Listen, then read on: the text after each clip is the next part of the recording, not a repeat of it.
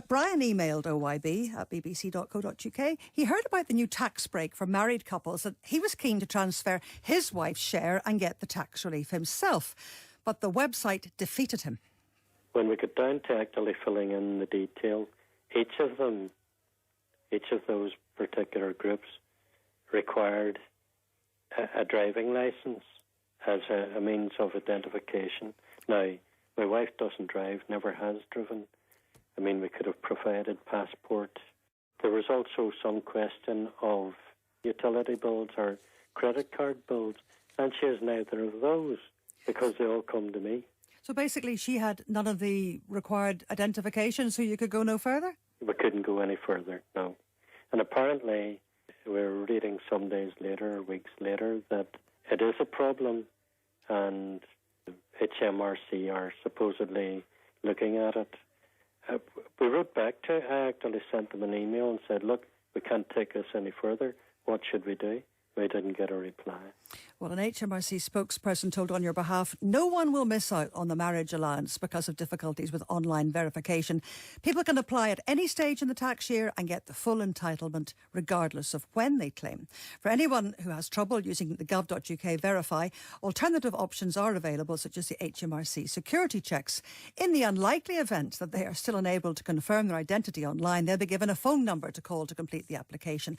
But there were reports in the press that a dedicated helpline had been delayed until September, and I asked that of HMRC, and the spokesman told me at this point there are no plans for a helpline especially for the marriage allowance, so people are still going to have to go through the general HMRC line. That number is 0300 200 3300, and if you dial that, this is what you get. Welcome to HM Revenue and Customs. Are you calling to find out about a tax repayment on your earnings or pension? We check the tax you paid, and if you're due a refund, we'll send this by the end of July. You don't need to tell us about your P60 details. Go to gov.uk and search for overpayments for more details and to access our online services. Are you calling about a letter you've sent? We're receiving more letters and calls than usual, so our reply to you may take a little longer. We won't be able to answer your postal query over the phone now, but we're working as hard as possible to respond to you soon. To direct your call to the right place, I'd like to know why you're calling today. So tell me, in a few words, what's the reason for your call? Well, of course, at this point, you're going to say marriage allowance. Adrian Huston, tax expert, joins me. At that point, I was losing the will to live. Yes, and I think many people would be, Linda. This is a classic situation of the revenue saying, please don't write to us. We'd like you to do it all online. Don't write, don't phone. If you phone us, well, actually, we'd rather that you go online. We really would, if you didn't mind, would you just leave us alone? So this is appalling customer service. And indeed, looking at the system myself this morning, I just Googled the issue and it came up with the revenue website to register your interest. For that, you need an email address. Not everyone's going to have that. A lot of people will.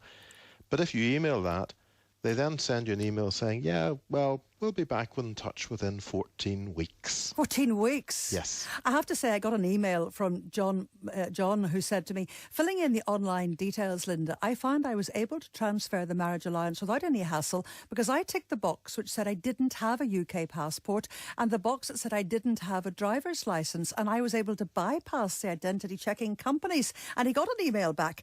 But for people who are stuck trying to produce the documents, it does seem incredibly difficult.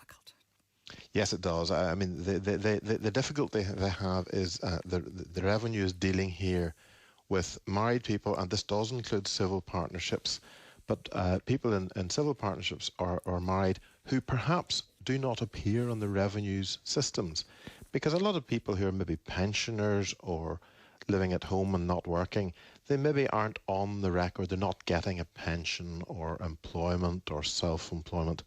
And then the revenue stuck with the situation is, okay, well, we can identify perhaps one party to this relationship, but how do we know about the other?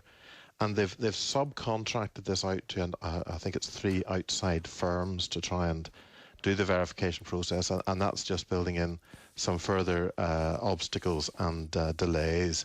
I think the best advice for people, and it's not at all ideal, is to find someone who will allow you to use their email, get them to go online and register interest for you, and just wait the 14 weeks, because in that time the revenue will probably get their act together.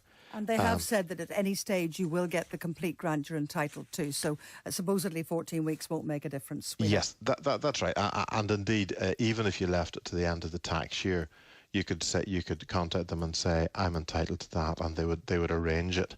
But obviously, £212 a year, it's a decent amount of money, and people shouldn't have to wait so long. But I think being pragmatic, if you do encounter difficulties with going through the security, then just go online with leaving an email address. It could be a friend's email address, so that the friend can tell you within the 14 weeks, right, we've now got the new email and here are the new ways to try and get through this awkward system. I think I'm losing the will to live yet again. Good advice, so Adrian Huston. And at the very end of that whole procedure, they may well give you a phone number and a person to speak to. It's not easy to speak to a taxman these days. Adrian Huston, thank you for joining me and giving me the advice.